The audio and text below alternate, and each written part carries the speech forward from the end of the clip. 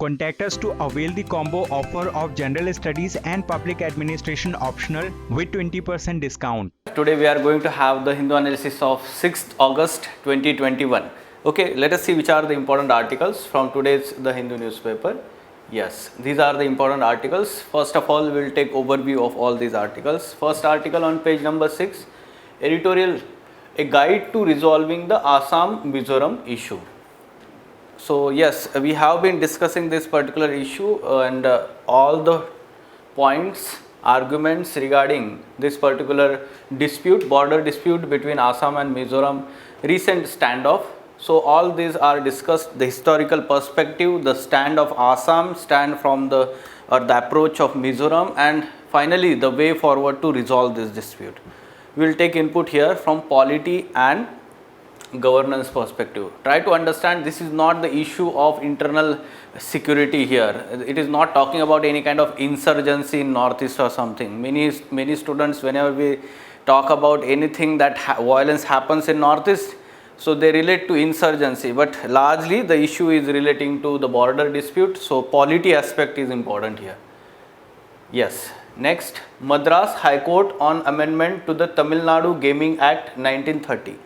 So recent verdict of Madras High Court regarding the amendment that was done by Tamil Nadu government to Tamil Nadu Gaming Act 1930 to ban certain online games like the online rummy games or those betting games which are there, online games. So to protect the youth from such addictive games online, but the Madras High Court has, let's say, read down this amendment to Tamil Nadu Gaming Act and said that it is important for regulation rather than outright ban. Okay, so yes, we were reviewing all these articles. So third article related to men's examination, analyzing visit of External Affairs Minister S. Jaishankar to Tehran. So recently the Iranian newly elected Iranian president, so the oath taking ceremony, so our External Affairs Minister personally visited and participated in that swearing in ceremony. So the significance of this move, we have to understand this, analyze this from international relations perspective, right? Specifically for prelims related developments, radial gate of Pulichintala project in Andhra Pradesh washed away. So on page number 5, southern states page, so it is talking about the Pulichintala project. So increase in amount of rainfall and complete overflow into the channel of Krishna river. So that's why there is, let's say, flood warning given, and because of this overflow the Pulichintala project radial gate also washed away. So which are the different projects or dams built across Krishna river? Yes, there will be revision, but we have to continuously revise such kind of things for our prelims examination. Then Earth observation satellite to be launched on 12th August. So this information given by ISRO. What is this EOS, Earth Observation Satellite 3? Okay, so this is important from science and technology perspective, space technology. Then no plan to house Indian military base on Agalega Island, Mauritius government. So we have to look into what let's say recent allegations regarding whether India is going to use this particular island infrastructure for providing the military support, military base. So location of Agalega Island, and then again revision of different islands in Indian Ocean from geography perspective. Okay, and finally practice prelims MCQ here. Fine. Okay, so let us discuss these articles one by one. First article, a guide to resolving Assam Mizoram issue. Let us have a look at this article. Recently there was standoff between Assam and Mizoram policemen and the civilians in the border region. So this has resulted into many casualties, and from that point the central government has intervened with these two states and tried to maintain the peace and harmony along the border region at present. So let us understand the history and boundary demarcation. We have to go back to, let's say, colonial era.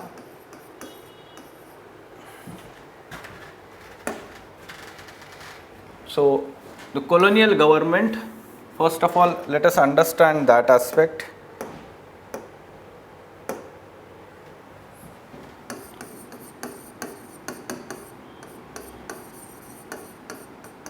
So colonial government had demarcated the boundary on the basis of, we can say that, the reserve forest, declared the reserve forest of Lushai Hills as the border between the Assam region and the hilly region beyond that. Okay, Assam is plain region, and beyond that there are northeastern hilly region is there, or eastern hills we call them. So this was the reason. Later on, discovery of oil and natural gas in Assam led to, let's say, expansionist policy and, let's say, protecting its boundaries. So this was again important factor in, let's say, strengthening its border by the Assam government. And at the same time we have to also understand the concern of increasing number of migrants getting settled in that region. Okay, so because of increase in economic activities in Assam, increasing number of migrants settling in that region, so the indigenous tribal people,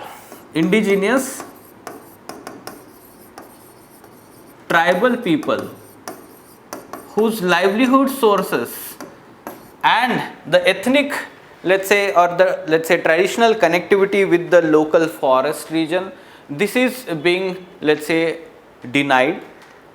So in this manner we have to understand the historical context. Okay, many points are mentioned in the first part of that article, but it is very difficult to, remember those points in the historical aspects, but that you should just understand the issues here. Okay, so colonial government had state-centric approach, and this was continued after independence by Assam government. What is state-centric approach? This state-centric approach focuses only on, let's say, protecting the boundaries, irrespective of, let's say, the human approach. Those people living in that border region, how they are dependent on those let's say, reserve forest that is declared as a boundary. At the same time we have to also understand that human approach protecting the rights of the indigenous people, this was not followed during colonial era, and the same was continued by the Assam government. So here the Assam government stands and approach. In this we have to understand that this state-centric approach was continued. That means the rights of tribal people residing in that region were denied. These people are dependent on forest for zoom cultivation. Zoom cultivation is slash and burn type of subsistence agriculture method. We learn this in geography NCERT. Okay, zoom cultivation, very famous. So for the agriculture purpose, then for, let's say, timber collection and rubber. Okay, so for that purpose also exploitation of these resources by the tribal people, use of these resources for their livelihood purpose, this is also being denied. So the kind of, let's say, livelihood support this forest gives to local people, this is actually not given, and this led to resentment by these people even during the colonial time period and after that against the Assam government here. Okay, now the recent approach by Mizoram government, so this is actually the human approach, human-centric approach, we can say, human-centric approach. Use these words in your answer, state-centric, human-centric, and it keeps or puts livelihood and, let's say, connection of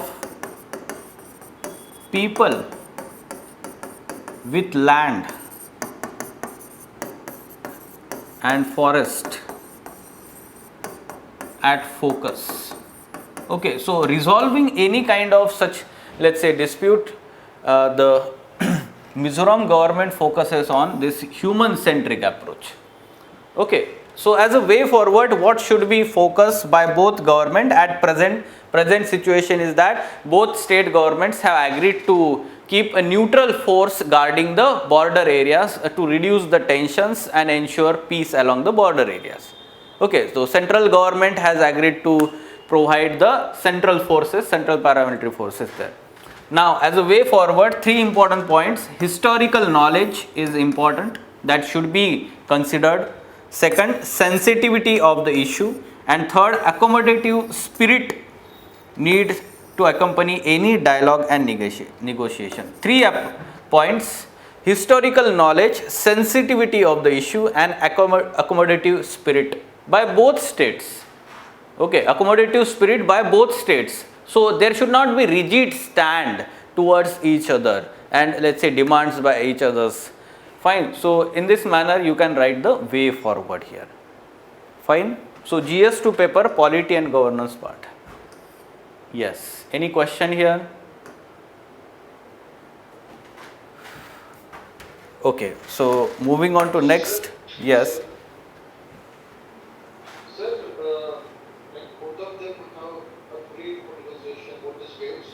Under the supervision of the union government. So, does the political regime does matters in such forum of discussion? Both of them belong to the same similar kind of. Sure. Just asking a general way. Yes. Sure, that should work actually. Yes. Or even if it is not this, even if not the game, even if it's not the case, it generally happens, right? People sit for discussion and negotiation happens for such interesting disputes. Yes. Does it matter what is this? Yes. Actually, there are many such interstate disputes, like for example, between Maharashtra and Karnataka over Belgavi, right? Or there are disputes between, let's say, Telangana and Andhra Pradesh. At the same time, Assam is having dispute with even Arunachal Pradesh, Nagaland, other states also, including this Mizoram.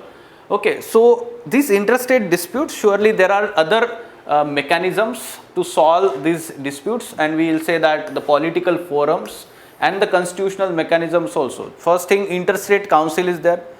Second thing, zonal councils are also there. Okay, zonal councils are legal mechanisms, not constitutional, but interstate council is, we can say that the constitutional mechanism is there.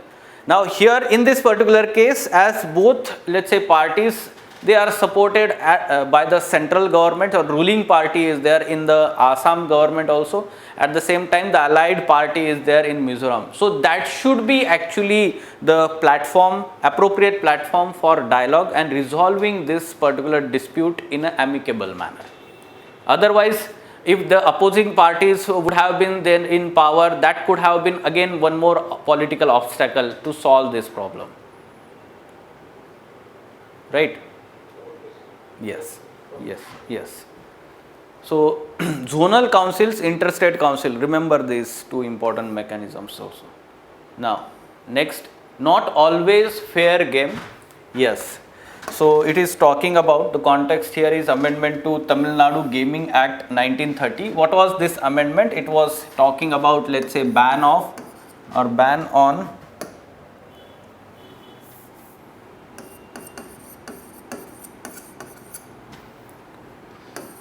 online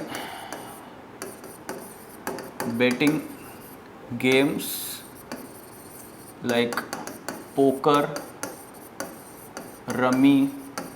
You know, there are many such apps, online apps are there, and the intention behind banning this by the government was to protect youth from such addictive games.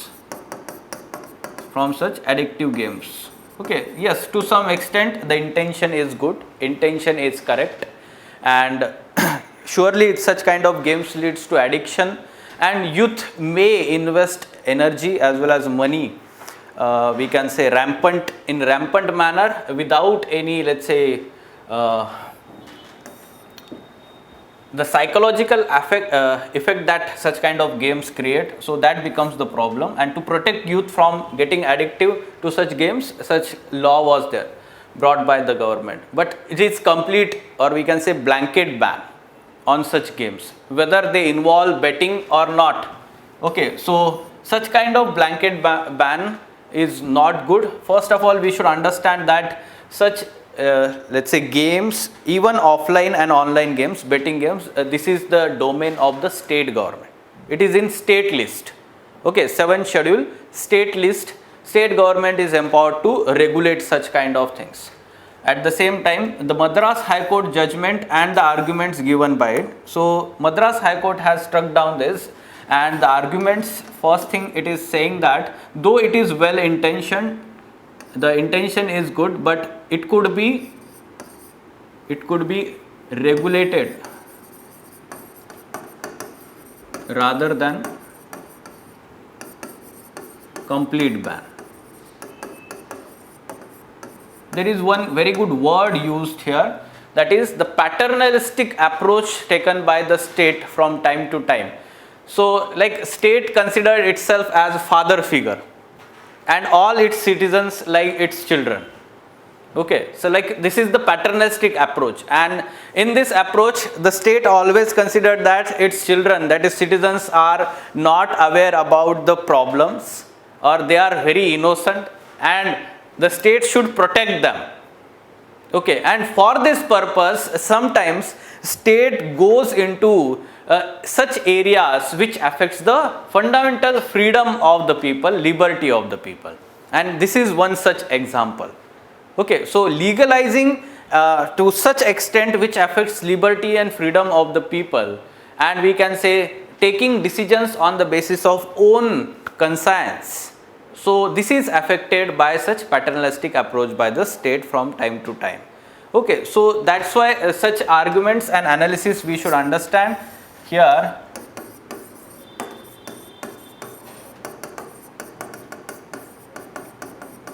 Approach by state. You know, such kind of things also happens when we experience the paternalistic approach by our family members also, father, mother. They consider their children as very innocent, and they always try to protect their children. The same is the thing with the state here. Okay, and many times the decisions of the father, mother are also obstructing the freedom and liberty of the children because of that. The same is the case regarding, we can talk about this Gaming Act. So rather than complete ban, this could have been regulated, and already offline games are regulated.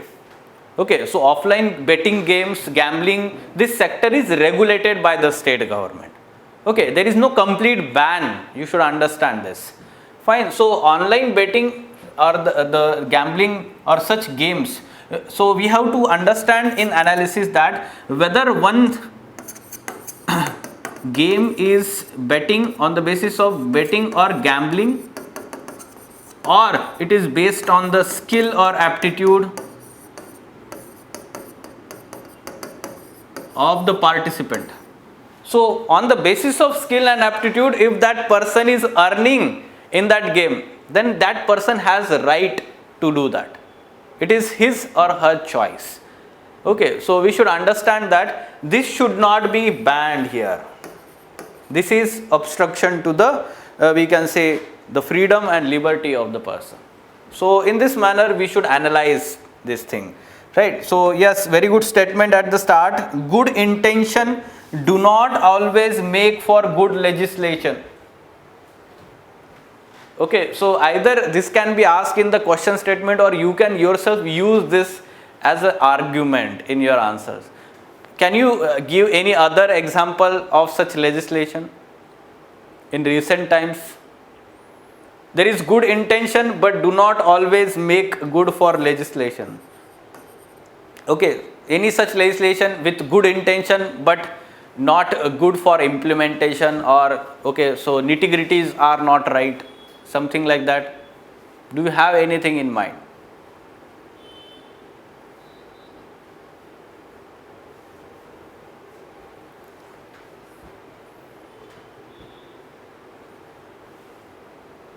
Yes, you can give example. Good intention do not always make good legislation. Basically, you can give the example of recently passed farm bills or farm laws last year. Okay, so good intention of the government, but not good legislations. Okay, because they are not acceptable by the beneficiaries. Substantial number of beneficiaries. How it will make a good legislation then? Okay, so good intention, government is having good intention, but this is becoming the problem. At the same time, many of the, let's say, legislations are having a good intention. Public Safety Act, UPA, basically they are having good intention, that is security of the state, but actually we can say that they affect the rights of the people, right? So to some extent you can give such examples. Yes, analyze the statement with appropriate and relevant examples. So yes, surely what we have to focus here, with good intention, the legislation, that is laws, they should be also framed in a right manner, which are acceptable to the all people. They should be framed by including all stakeholders in framing them. Okay, so for example, if you are talking about the farm bills, so stakeholders like farmers bodies, their representatives, states, who are going to be, let's say, getting influenced because of implementation of these farm bills. So basically they should have been on the board while framing these laws, right? Then only they will be good legislations, right? So such kind of examples you can give here. Any question? So can we say sedition law also coming under? Yes, sedition law is also such example, but now we can say that first of all we should understand that sedition law is colonial era law, right? And the intention of that law was not good at that time, and that we continued later on also. Okay, even after independence we continued with that law. So to some extent we can say that the intention of bringing that law in first place was not correct.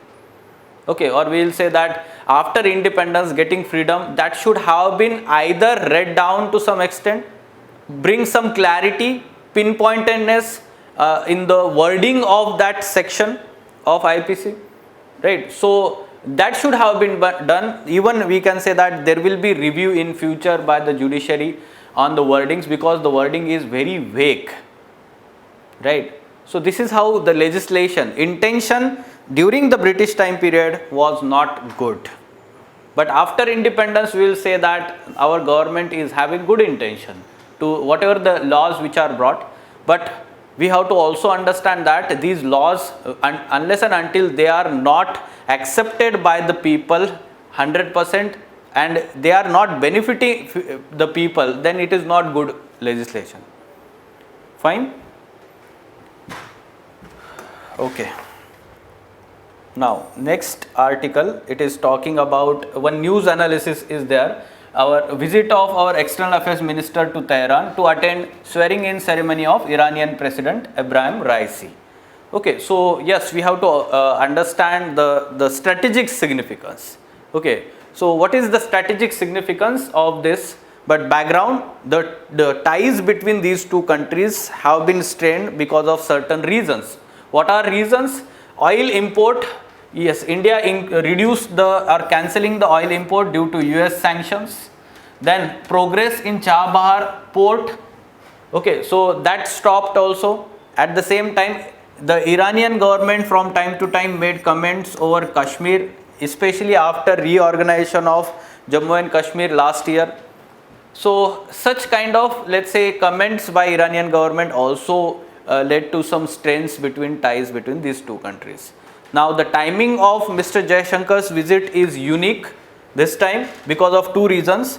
Developments in Afghanistan. So US is withdrawing its forces, and at the same time Taliban is gaining power through violence there. So this is the concern for both Iran as well as India. The common concern is shared here.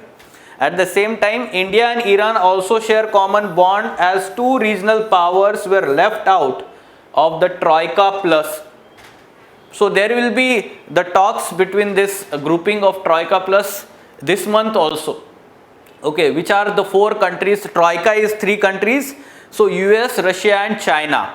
These are three countries in Troika, US, Russia and China, and Troika Plus means they are including Pakistan in those let's say in that grouping, in that deliberations over the Afghanistan issue. Okay, so you should use these terms in your answer: Troika, Troika Plus, and how Iran and India has been left out of these negotiations. Fine. So on these common concerns we have to understand the significance of visit here. Fine. Okay. Now, radial gate of Pulichintala project in Andhra Pradesh washed away. So yes, from this aspect, the different dams projects across Krishna river, you can see the Pulichintala project at last here located. So from origin to mouth of the river in sequence, these are the projects in Karnataka. Okay, Almaty Dam, very important, Narayanpur and Jurala Dam. Then we have the Tungabhadra river joining Krishna river like this, and then there is another dam or project here, that is Pothi Reddy Padu. Okay, and then there is Sri Sailam project, there is Nagarjun Sagar project and Pulichintala project along the border between Telangana and Andhra Pradesh.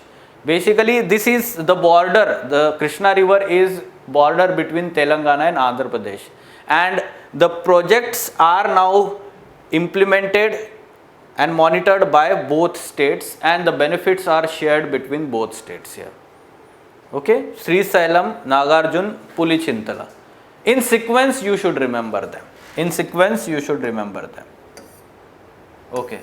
Earth observation satellite to be launched on 12th August. Okay, so EOS 3 it is talking about. Earth observation satellite 3. ISRO is going to launch this from Sriharikota, and it will be on the board of 14th flight of GSLV. Okay, GSLV F10 will be launching this, and it will place the satellite in geosynchronous transfer orbit. So geosynchronous satellite launch vehicle, GSLV, and PSLV, polar satellite launch vehicles.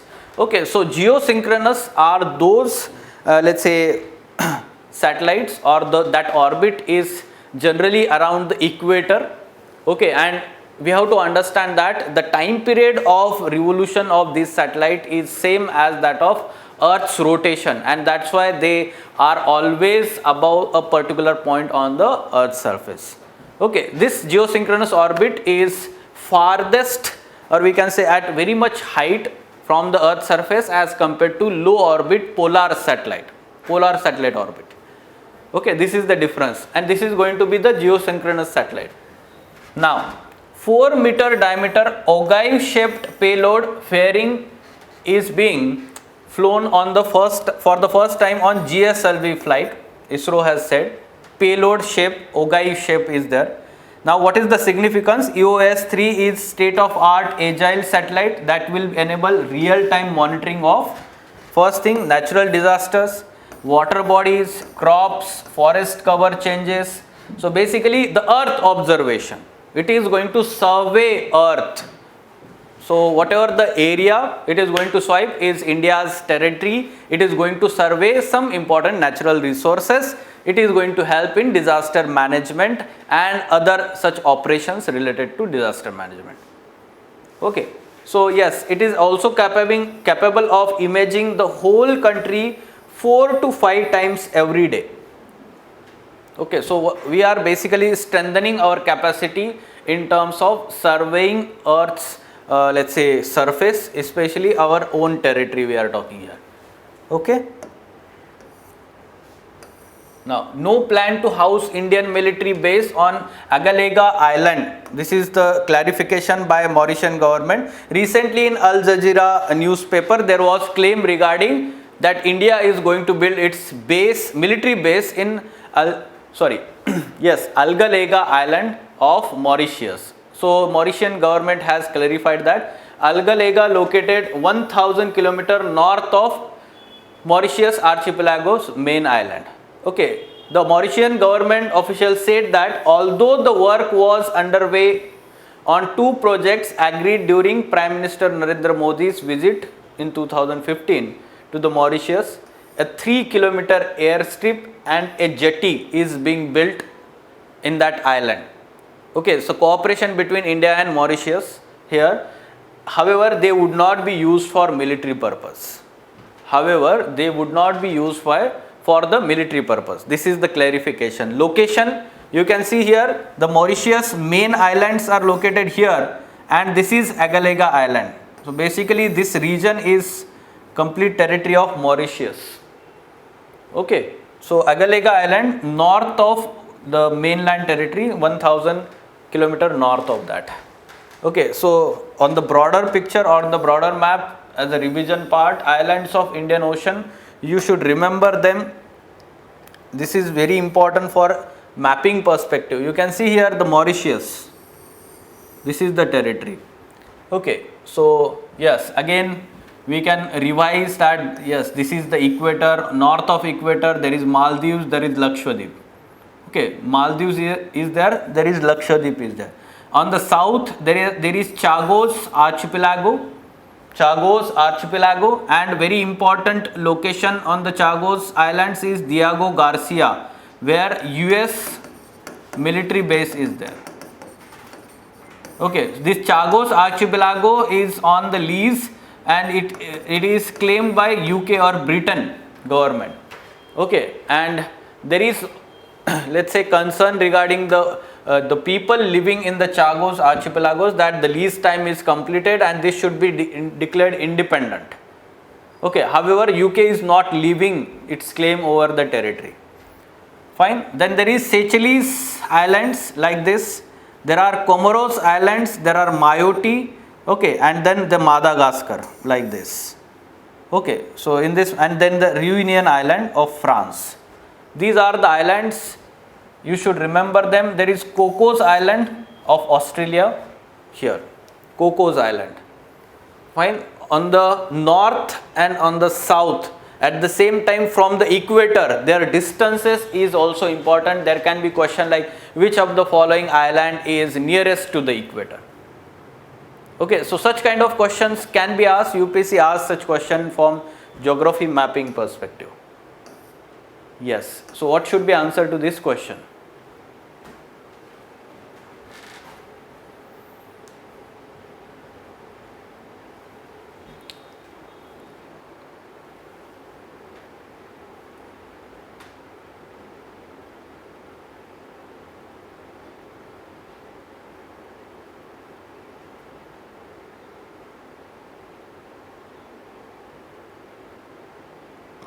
Sir, answer C, 6142, sir. Other students?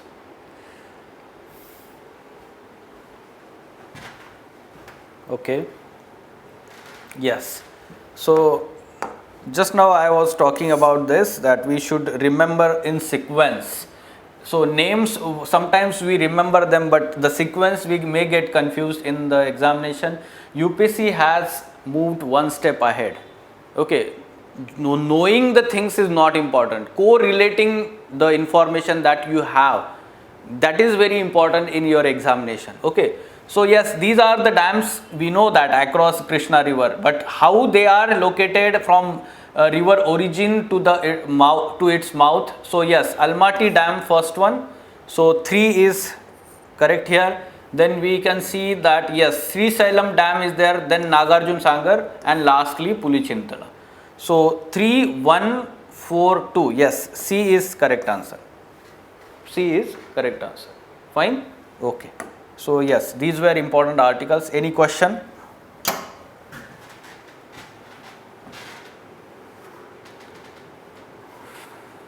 Okay then. So let us stop today. We'll meet tomorrow at the same time. Thank you.